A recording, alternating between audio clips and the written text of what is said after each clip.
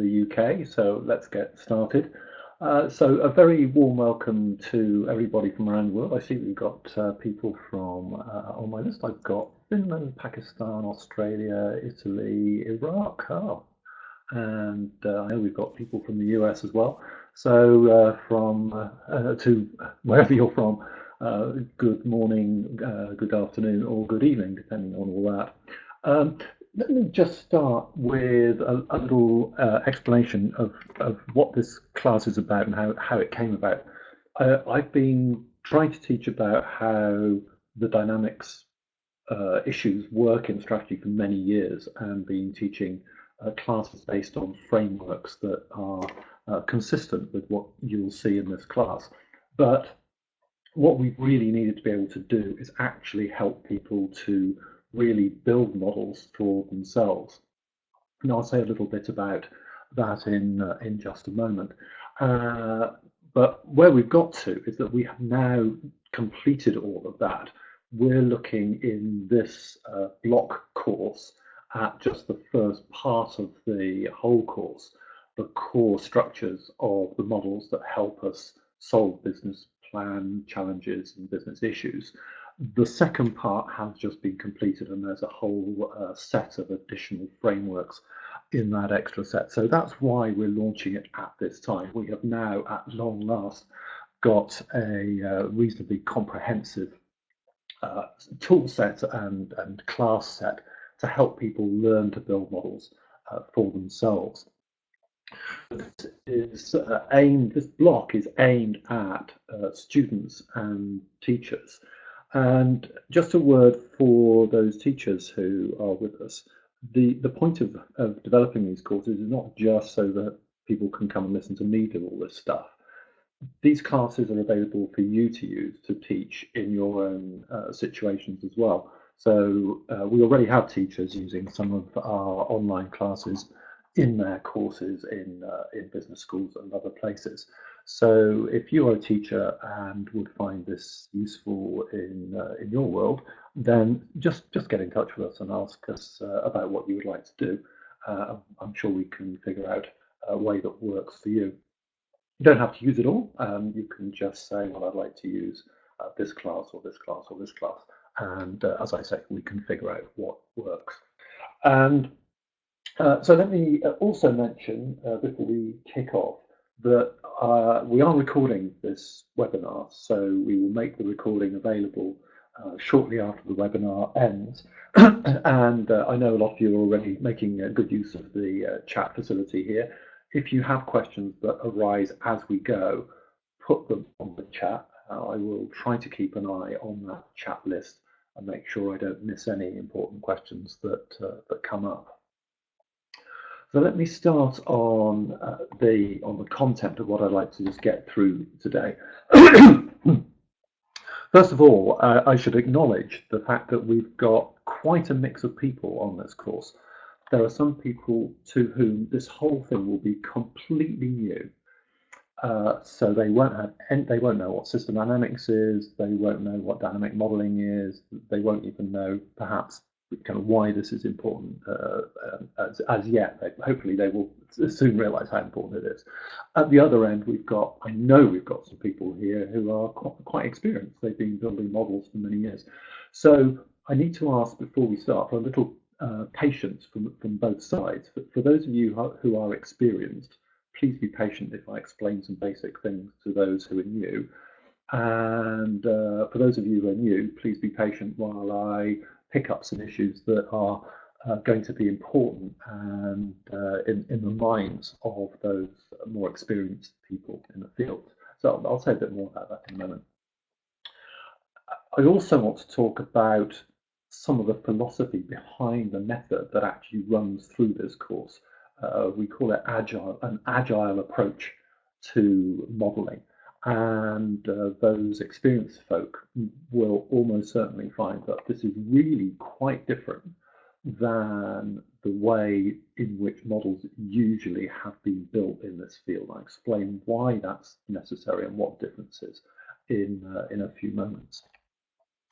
I am going to very quickly summarize what class one has covered. I'm not going to go through all those videos all over again, but I'm just going to pull out the key points from each of the class segments.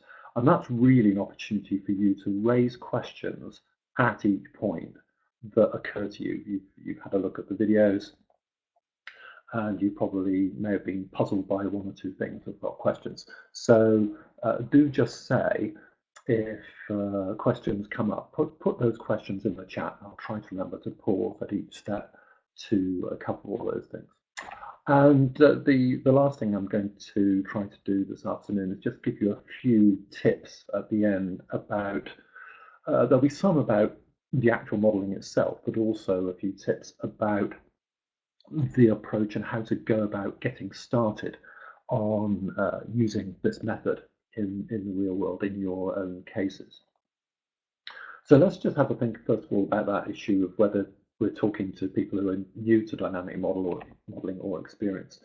And for both of you, both of those groups, I just want you to really understand how things have changed.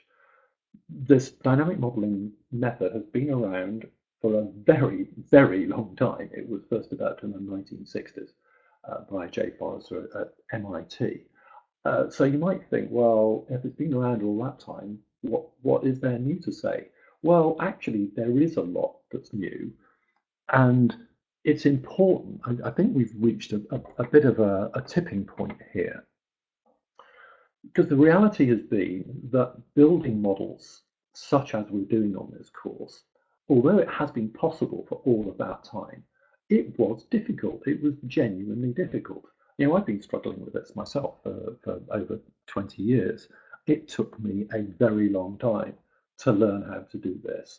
It took me a very long time to build my early models. But what has changed? Two things have changed recently.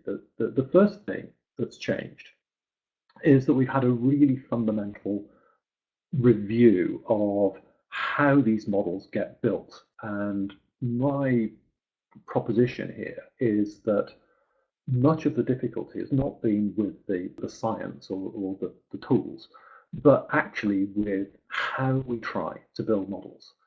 So the method that we're going through in this course, I believe, and you will tell me when you've done the rest of the classes, but I believe that the method we take you through in this course makes the building of these models relatively easy, much faster and much more reliable than the traditional approaches to building dynamic models. And the result of that is that our target market, if you like, is all the analysts and consultants and people who are building models in the real world for real businesses. And what do they use? Well, they use spreadsheets. They pretty much use spreadsheets for everything. Okay, if they have got some kind of operations research skill base, they might well use more sophisticated tools than that. But basically, the spreadsheet is the tool that people use for cracking business plans and cracking business issues and challenges. Well, the models we can build this way can do pretty much most of what those spreadsheet models can do, but they can do it much easier, much faster, and much more reliably. So you should not be thinking of these models as being yet more work, something in addition to what I've already got to do with my spreadsheet modeling. You should be thinking about replacing what you do with those spreadsheet tools. And just to give you an idea, I don't want to promise this at all for everybody who does this, but just to give you an idea of what we mean by this, I was contacted by somebody who is 2 years into the start of a quite sophisticated technology that's based in Portugal last year. We sat down, the CEO and I sat down together and worked through building one of these models for his business.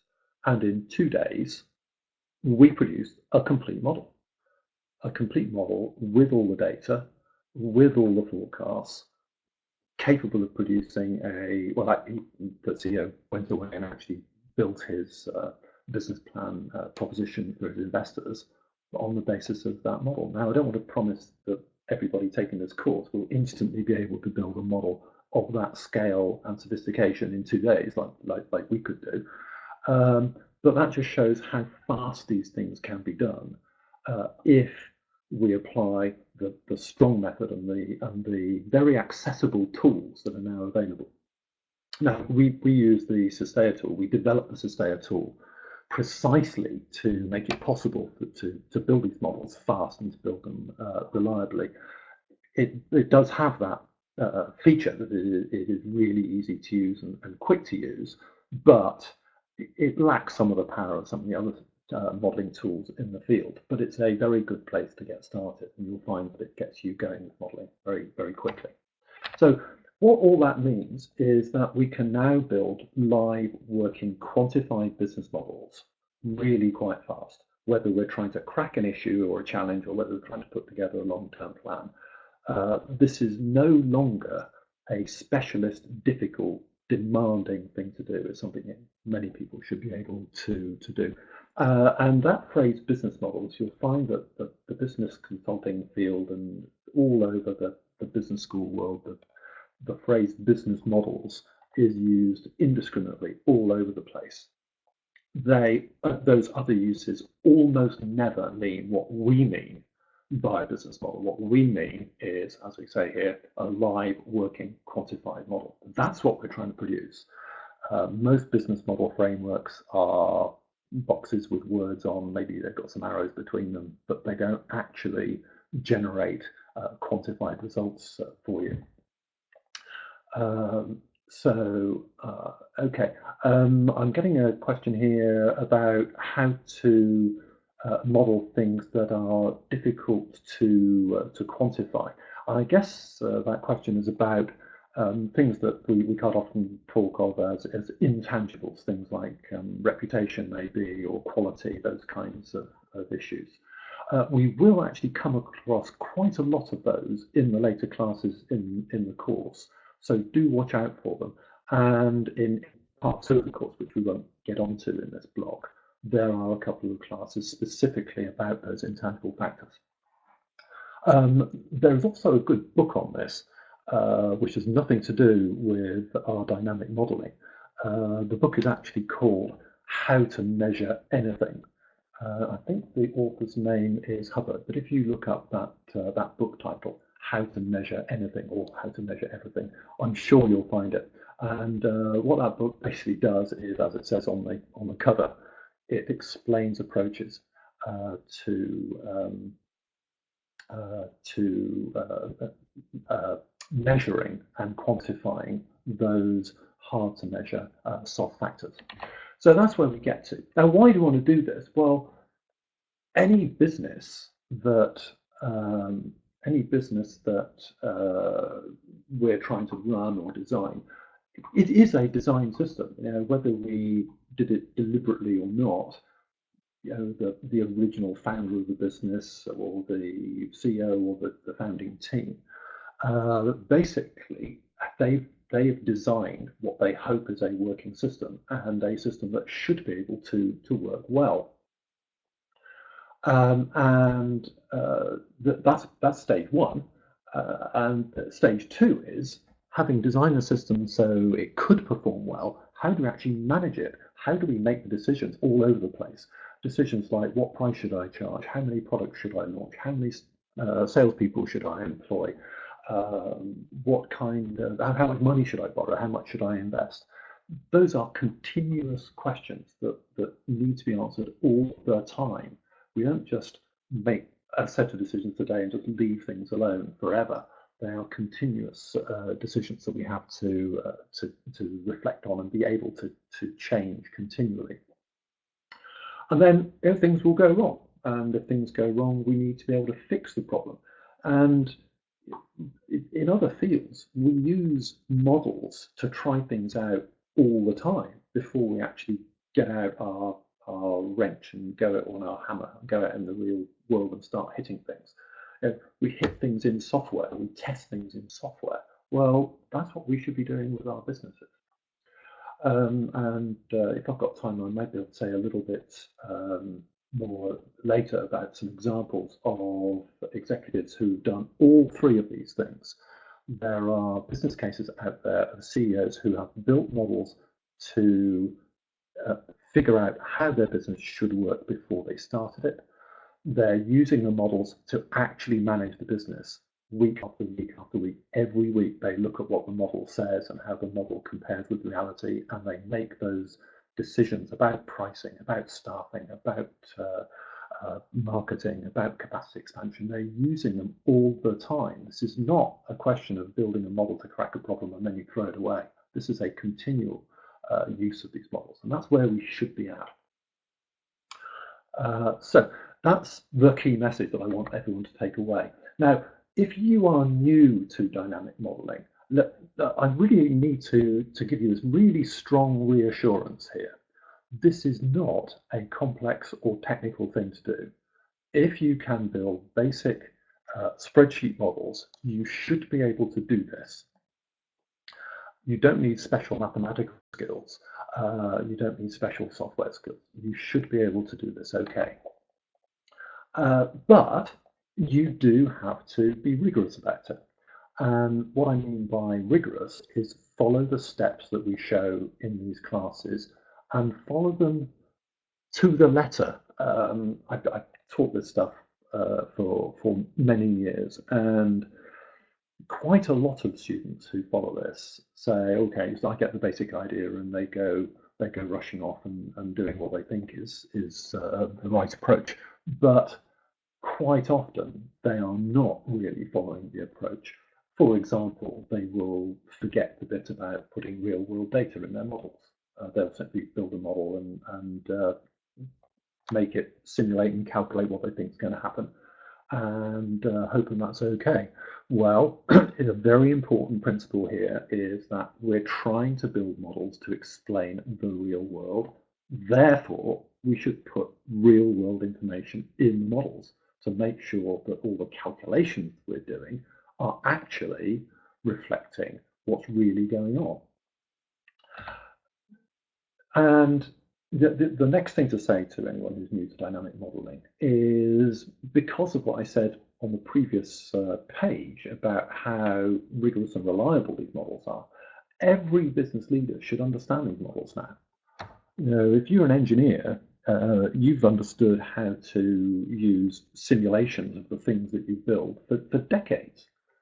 It's just normal. That's what you do. Well, it should be normal in business as well. We should all be very comfortable looking at a working model of the enterprise that we're concerned with and saying, yeah, I see what this model is telling me about why the business is doing this at this particular point in time. I understand what it's telling me about how to fix this.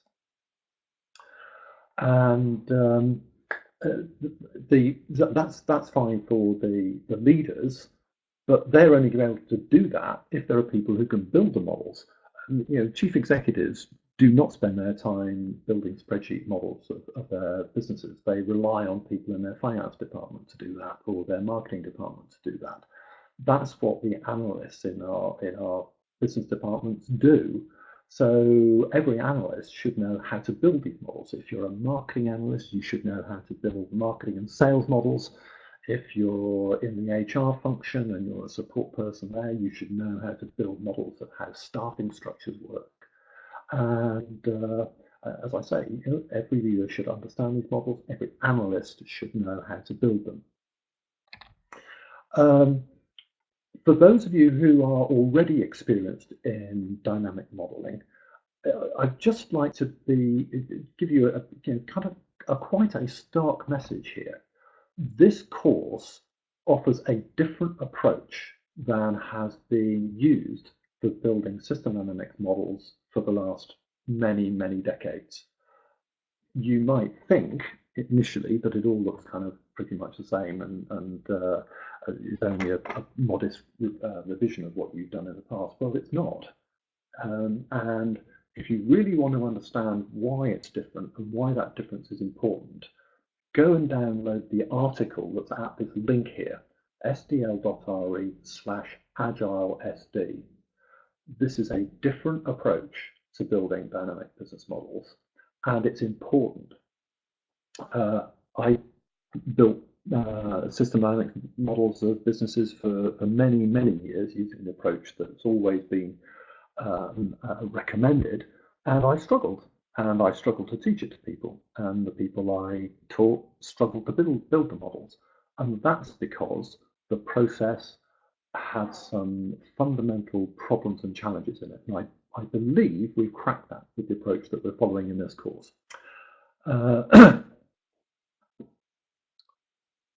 Okay. So I've got a question coming up here from somebody in IT in a large bank who's looking for ways to expose the limitations of local optimization. Just a very quick answer to that question. Paul, by the way, not just Paul, but everybody else, please do use the contact feature in the course to fire these questions at us. If you fire these questions at us, you won't be the only person who's got these questions. We can share the answers back to everybody. But just to give you a quick answer to this question right now, the way to tackle this kind of thing is that if you've got multiple departments or multiple business units optimizing their own local thing, but then you connect them together and what you end up with is not optimal, then that's precisely what the model will show you. Okay, so you build a model of one person or one department making its own local optimization decisions. You extend the model to incorporate the other parts of the enterprise that that department is interacting with, and then you show what the dysfunctional problems are that arise from the optimization of what's going on in one department. A very common example of that, by the way, is that we have people trying to optimize the service support costs for a business. So they look at the amount of demand that's coming from their customers, service calls coming in that have to be dealt with, but they're under pressure to make sure that service costs are no more than X% of company revenue, something of that kind. So they pin down the number of people in their service team, so it's just enough, maybe not even quite just enough, but just about enough to handle the service demand that's coming in. And what that means is that if somewhere else,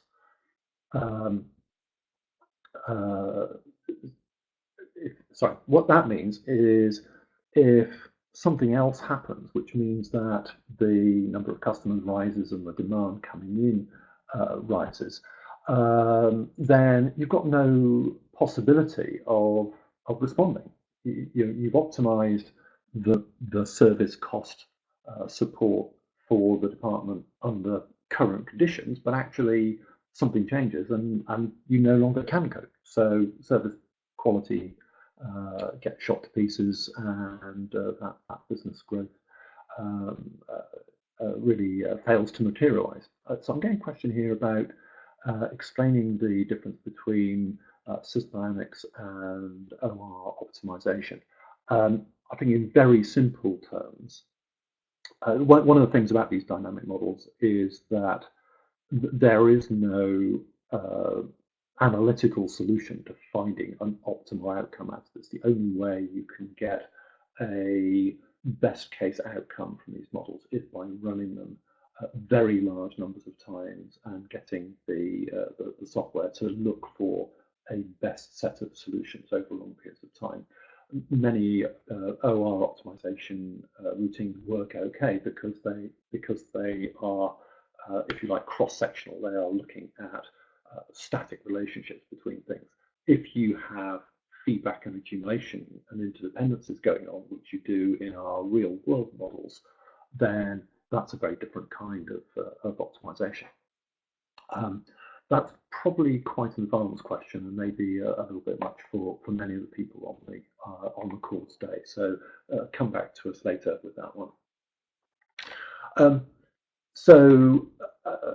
Where did I get to? I got to here. If you're experienced in system dynamics modeling, then please do look at that article and understand why this approach is different and why it's important. If you're new to dynamic modelling, that question won't even mean anything to you. You won't need to worry about what the alternative process was. Just follow the process in this course, and I hope you'll find that it works okay.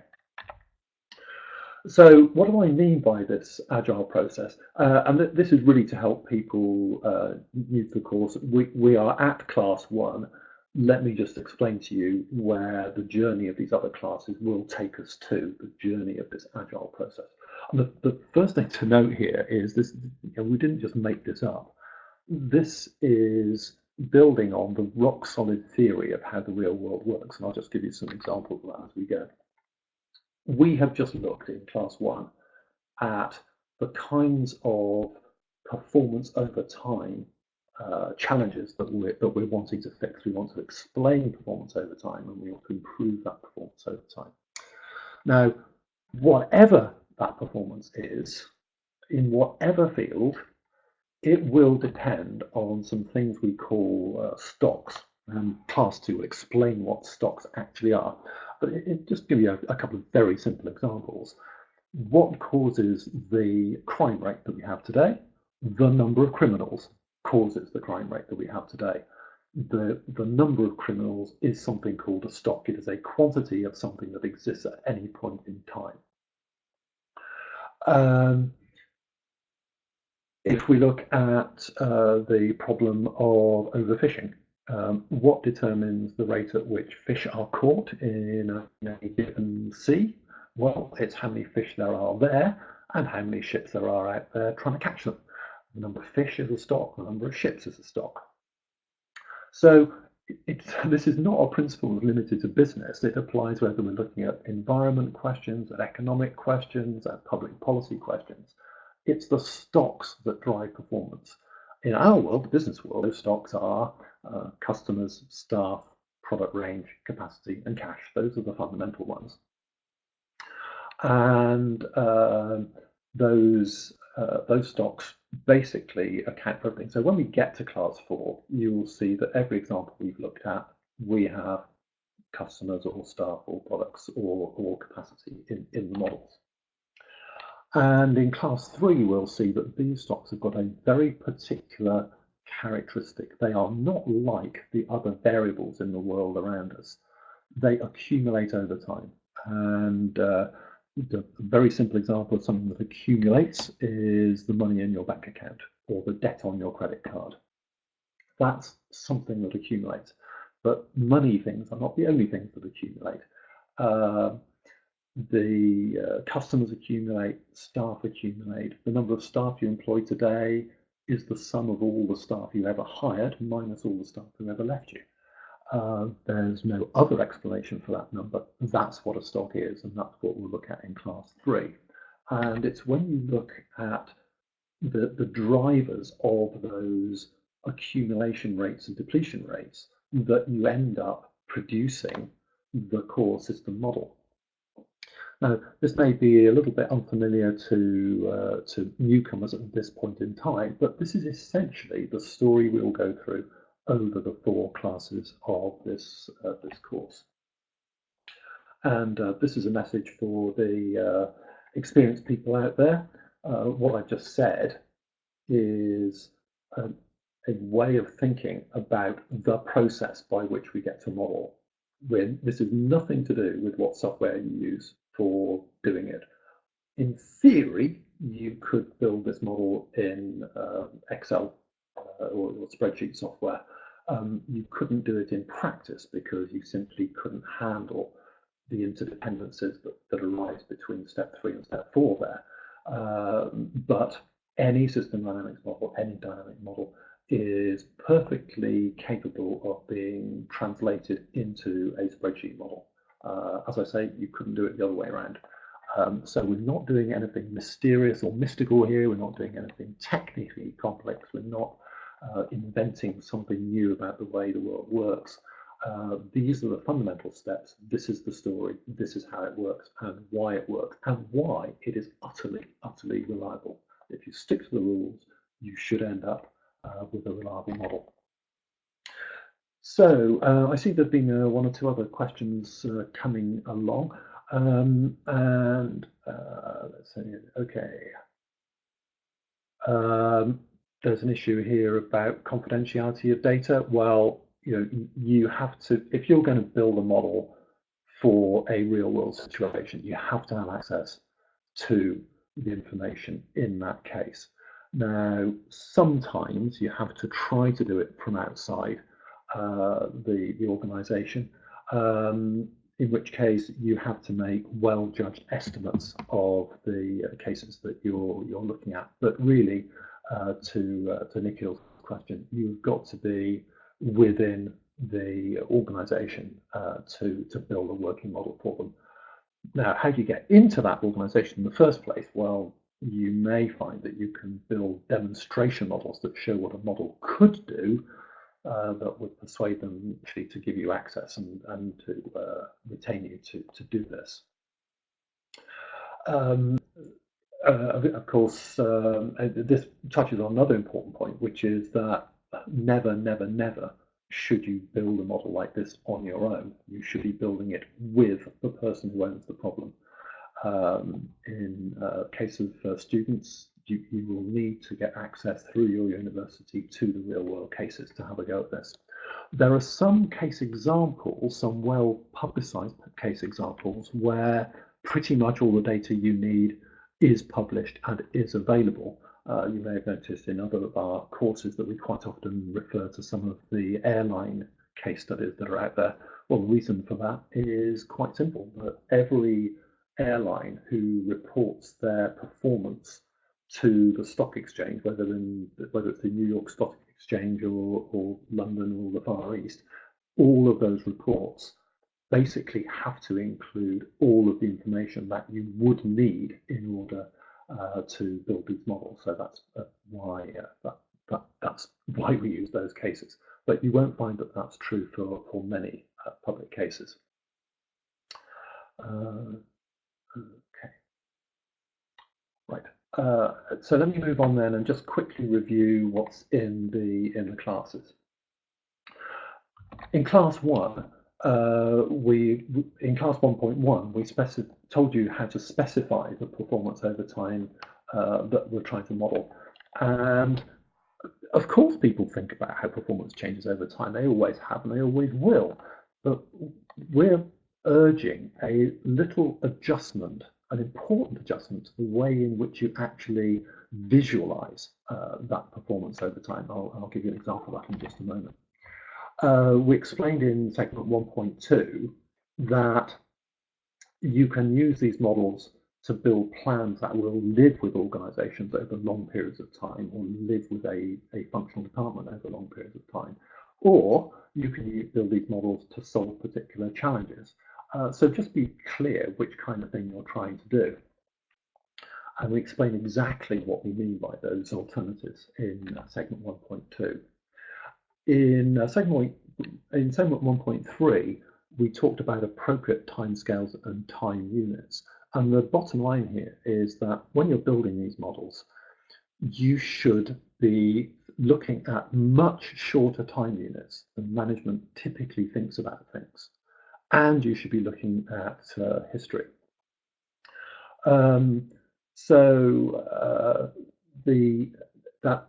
say a little more about that also.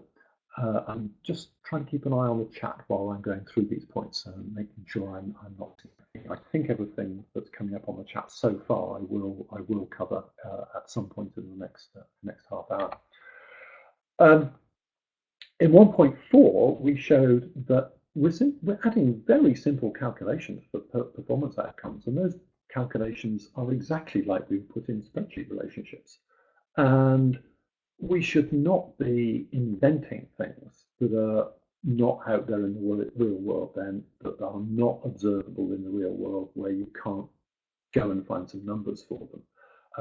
There was a question earlier about intangibles. Well, many organizations measure intangibles. They go and measure their reputation. They go and measure things like net promoter score is a common example in the marketing field at the moment. What fraction of your customers would recommend you to their friends, and what fraction would not recommend you to their friends? That's called a net promoter score. It's an intangible thing. It's a state of mind. that people have. So, as I say, every item should be observable in the real world. We know that these intangible factors matter. Organizations measure them. All we've got to do is connect them in to the tangible parts of the system. So, how does your reputation affect the rate at which you win new customers? Well, that's a researchable, empirical question. Go find the data.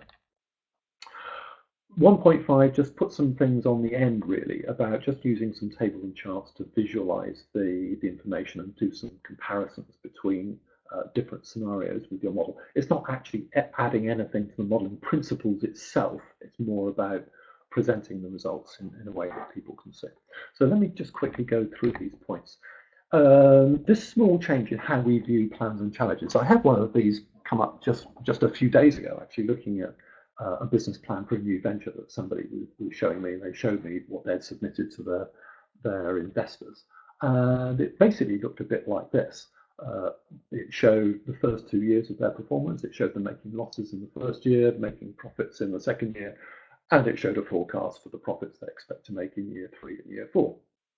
You'll find that in business plans for established businesses. You'll find it in new venture proposals going to investors, and investors will pore over the spreadsheets that lie behind this and say, well, is this credible or isn't it credible? Well, the problem here is that a huge amount of things can change during those 12-month periods. I don't know why we decided, just because 365 days is how long it takes the Earth to go around the sun, that that's the appropriate timescale over which to look at things. Well, it isn't, right? This is what's happening in this case. So that loss of 1.5 million in the first year is the sum of all of the losses made over the first 12 months of that business's history. And you can see that it made losses for the first 9 months, and then in months 10 to 12 it started making profits. Well, you can't see any of that in the diagram on the left. When we come to the end of year 2, we're seeing profit growth slowing down. Well, you can't see that in the chart on the left. Why did that profit start slowing down in the latter months of year 2? That's important information. And in the early months of year 3, profit growth starts off not very much, and then it starts to increase. Well, you can't see any of that in the diagram on the left. So it is a small change to the way in which we're asking people to look at things, but it's an important change. We really need people to start having a more fine-grained view of how performance changes over time. This is the bit we explained in class 1.2 about being clear whether you're trying to build an overall plan that will live for a long time, or whether you're trying to look at a specific issue that comes up. And there's also the question about whether you're looking at something for the whole organization, or whether you're looking at something that really only affects a particular team or functional department. Now, just a word here about people getting started on this whole approach for the first time. It's really best to start at the bottom right of this. For your first model, for your first effort, find something that is limited in scope and limited in time horizon, where it's got a beginning and an end, and you can see the beginning and the end, and you can see the changes taking place over that period. Do not, for your first ever model, start to trying to build a model for, I don't know, the whole of Facebook or something. Building a full, complete business model, even for a simple business, is a significant challenge. You will see how it's done if you follow the restaurant example all the way through to class 4.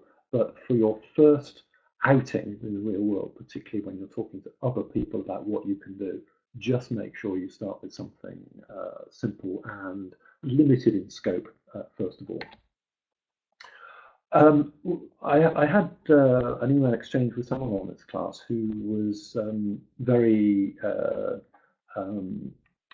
who was struggling really with the fact that we were using quite a lot of financial examples in class 1.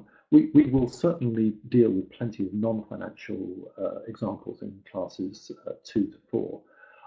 And non-financial performance indicators are everywhere. Every organisation is worried about service quality and staff satisfaction and product quality and lead times and market share and all these other things. So don't feel alarmed by the attention that we pay to financial cases. There are plenty of non-financial cases here. As I say, that's probably a better place to start than with the full enterprise models that we also look at. Now, this issue of appropriate timescales and time units, I don't think I made quite enough of this in the classes. I certainly explained these 2 points. Your model should go far enough out into the future to cover significant outcomes, and it should include enough history to explain how you got to today and understand what's likely to happen if you go on as you are. Now, students who take my classes, I say this over and over to them all the time, but people seem to struggle to remember to do this.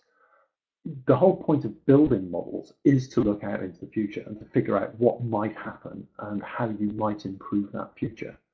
Very often, though, people building models stop at today.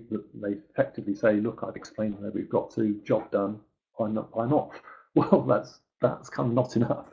We want to know what the future is likely to be so that we can try to improve it. And the second type of error people make is they don't include that actual history. They build a model of history, but they don't include the actual history so that we can see whether the model is correct or not. But this is the point I did not make strongly enough, I think, in the video classes. When you're building these models, you need to build them in small time units. So we're typically looking at months or weeks, in some cases even days. And the really basic reason for that is that that's how often management can respond and often needs to respond. If I've got a service quality problem this Friday, I don't want to wait a year to find out whether I'm going to be able to fix it or not. I need to start fixing it on Monday, hopefully get it basically fixed over the following 2, 3, 4 weeks. So a model that's in years is just no use. It really is no use for those purposes.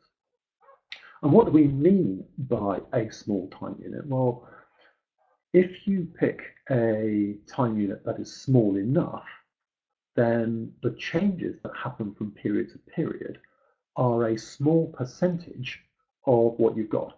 So if we're looking at a business growth model, for example, and the business growth is running at something like 25% per year, well, an annual model there really will not be good enough because that's a big change relative to where you start. If you built that model in months, then the monthly growth rate is 2% or so. Compounded, it won't be exactly 2, but if you're looking at changes around 2% a month, that 2% is a small percentage relative to what you've got. So that's just a little tip for what we mean by small time units. When I got started on this, I was urged to build well, I wasn't urged to, but most of the models that we built were relatively large time units, very often in years. And this is a message for the experienced dynamic modelers out there. The approach was, we're going to build this thing in years, and then we're going to divide it artificially into small pieces. We're going to divide it into quarters of a year or eighths of a year.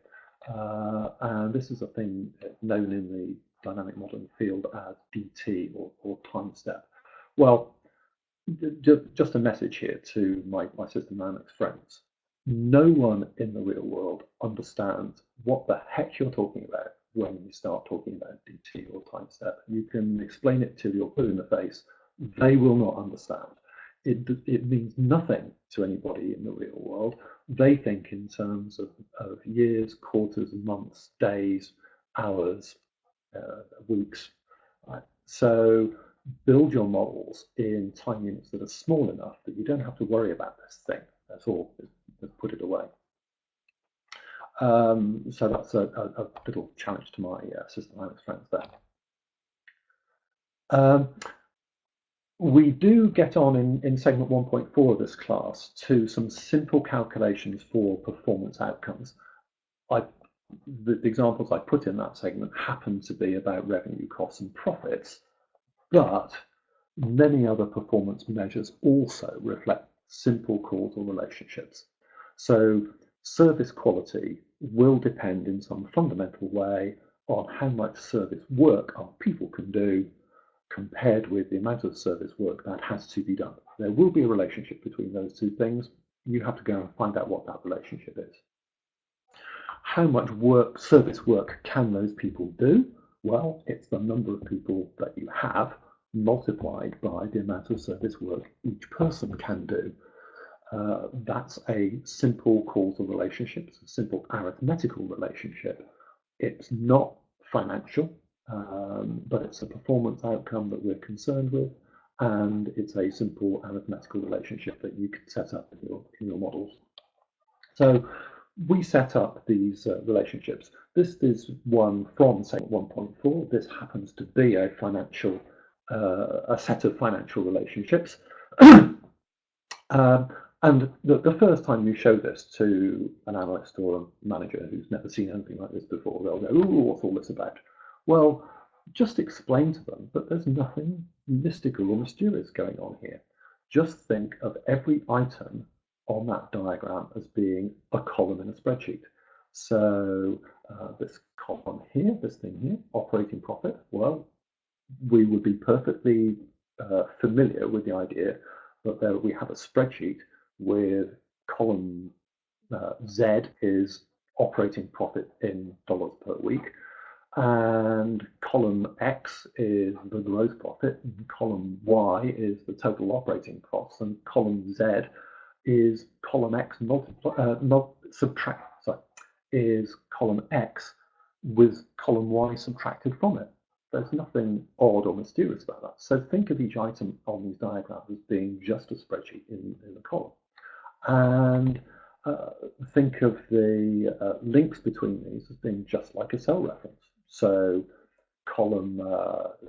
so cell Z2 is cell X2 minus cell Y2. Well, these arrows simply say go to column X to work out column Z, and go to column Y to work out column Z. And inside this thing, it says Z is X minus Y. There's nothing very strange or mysterious about it. So the formula inside these things is just like a spreadsheet formula. It's actually rather easier, in fact, because it's not Z2 equals X2 minus Y2. It is operating profit equals gross profit minus operating costs. It's an English language formula. Let me just have a quick look at the chat here. Okay, we're still looking at the issue of trying to do something as an internal analyst or an external consultant that you're working with. Yeah, okay. These are the kind of relationships that you would have to build, whether you were an outside advisor or you're an internal analyst. The big difference compared with the spreadsheet, I could put exactly what we can see on that screen in a spreadsheet in about 10 minutes. You could as well. There's nothing strange or difficult about that. We could all do that. The big difference here is that you can see what causes what. So when we're looking at that operating profit, and the blue line, which is the calculated numbers, is not matching the red line being the actual numbers or the target numbers, we can see why it doesn't match. We can see that the blue line starts a little bit ahead of the red line, and that goes a little bit behind it, and that must be because of what's happening to the charts on the two items that feed it. What all this means is that it's actually pretty hard to make mistakes with this approach. If you can put the real world data in the model alongside the calculated data, it's tough to make a mistake. So that's another reason why models built this way are pretty fast and pretty reliable. I'm not going to say any more about this. Go and have another look at segment 1.5. It's simply a way of kind of extracting summary information to share with other people. But what I would urge you is to exploit the time charts that are on the diagrams.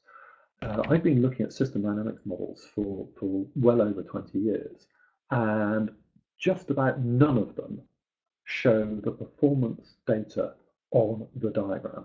What you typically see is a set of causal relationships like this, without any numbers on it, and certainly without any time charts on it. And then somewhere, some pages later or some slides later, someone will say, and here's a chart of what happens to your operating profit. Well, that is, in my humble opinion, is a fundamental reason why the people we're trying to sell these ideas to don't understand what we do. They can't see the relationship between these data-free diagrams and the charts that we tell them represent the performance that comes out of it. So as I say, exploit the time charts on the diagrams and do put a huge amount of effort. I put a huge amount of effort into this. I hope it comes through in the video classes that you've all watched. I put a huge amount of effort into presenting results as clearly as possible. There must be as little information on the page as is essential, the minimum necessary, but as clearly represented as possible so that it's crystal clear what causes what and why. So let me just end with some tips here. Before I do, let me just quickly back at the chat and say I'm not sure. Yeah, Richard's just making a comment here that putting the time charts next to the variables in your diagram is very effective in teaching purposes. Yeah, so if you're trying to teach people about these dynamic models, if you're trying to teach people about something else and using these models to teach them, then being able to see the time charts alongside the actual structure is really important. So here are my final tips towards the end of this here.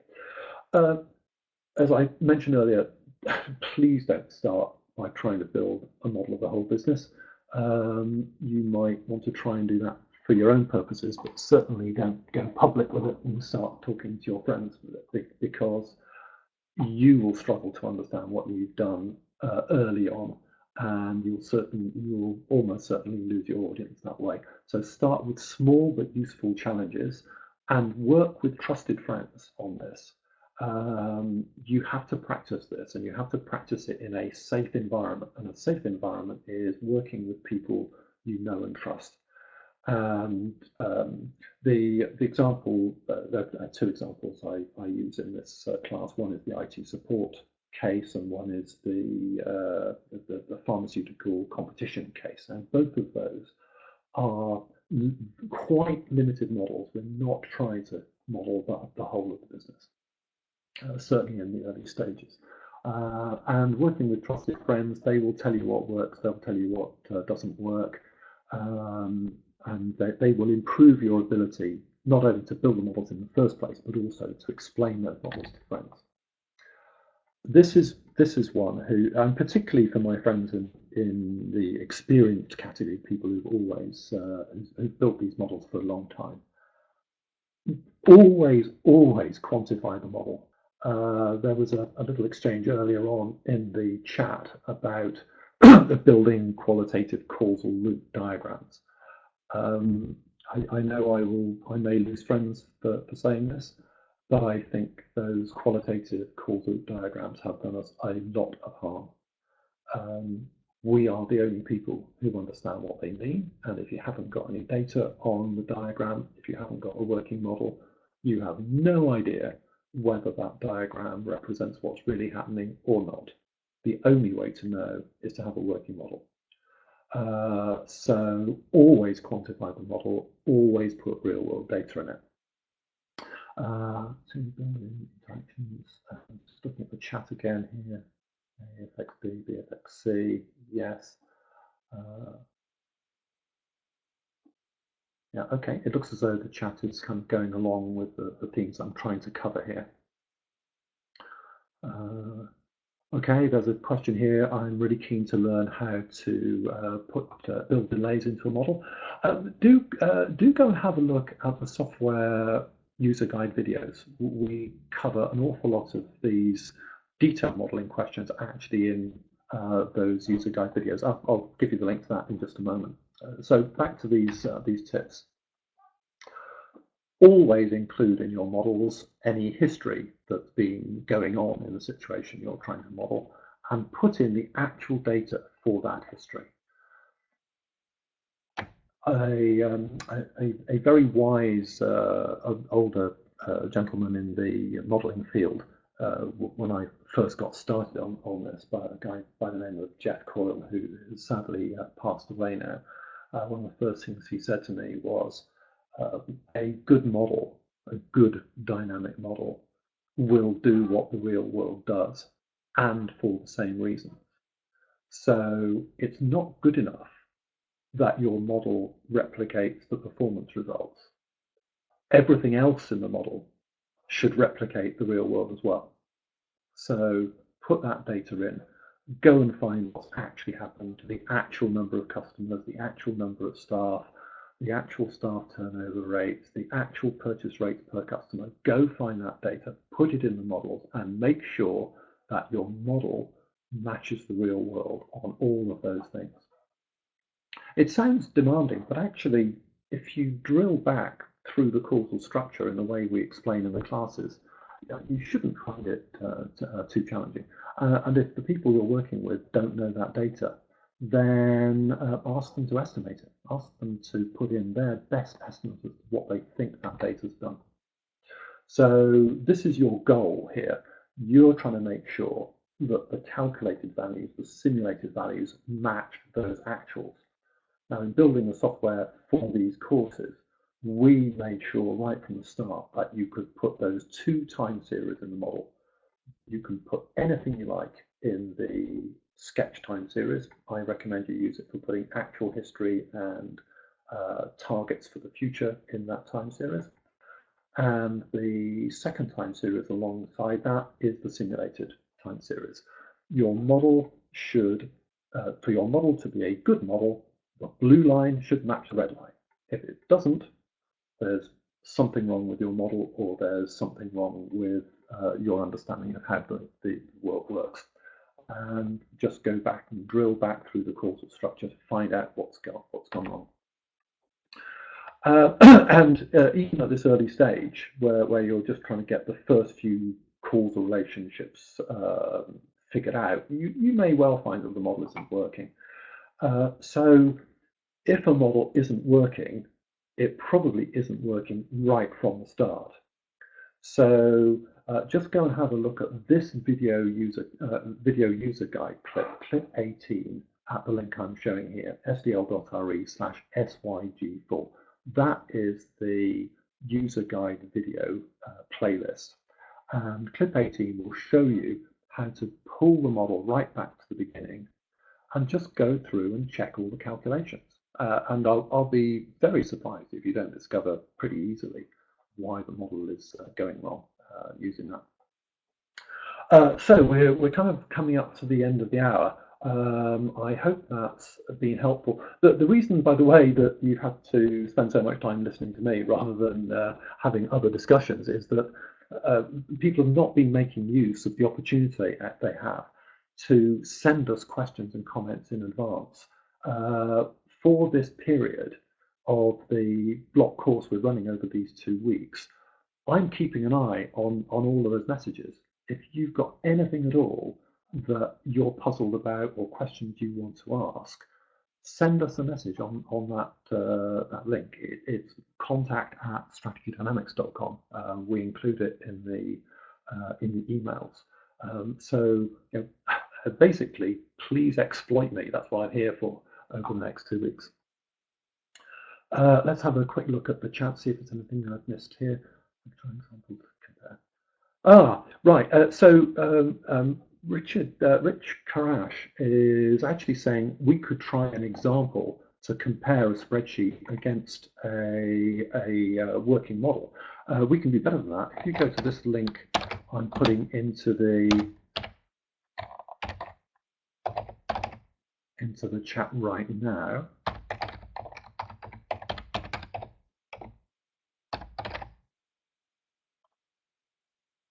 I might have typed that incorrectly.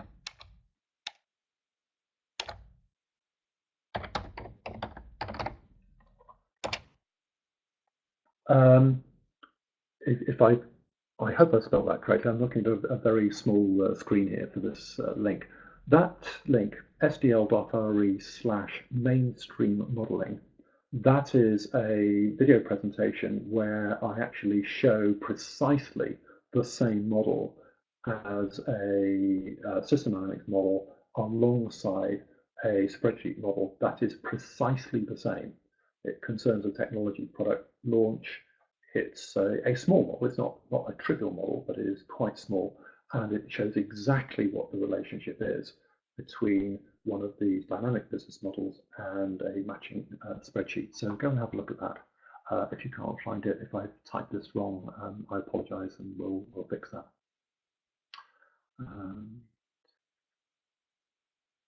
Right. Okay. Yeah. I see a few other comments that suggest here that one other tip I should definitely give you is, if you possibly can, please do spend the time to actually go through the demonstration exercises that we include in these classes. The demonstration exercise for class 1 is really quite limited. You'll find in class 2, 3, and 4 that those demonstrations get a bit more extensive and a bit more demanding. It is probably better for you to make sure you do those demonstrations and maybe not cover all of the videos in each class, rather than pile through all the videos but never actually try building the model. So I would urge you to try those exercises to go with the classes. Okay, I think we're out of time. We're at the hour is up. I think we said this would be an hour. And as I say, do feel free to follow up with us with any questions or comments you've got. contact@strategydynamics.com. Okay, and I've got one last question here. Any suggestion for a case where the client only has annual data rather than discrete time units? If your client only has annual data and not smaller time units, you've basically got to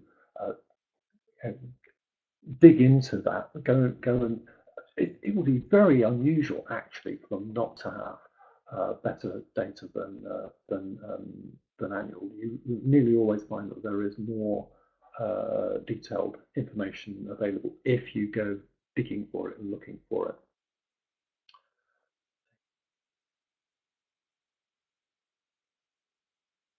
Excellent. Good. All right. Well, thank you very much for taking the time to join us this afternoon, this evening, or this morning, depending on where you are.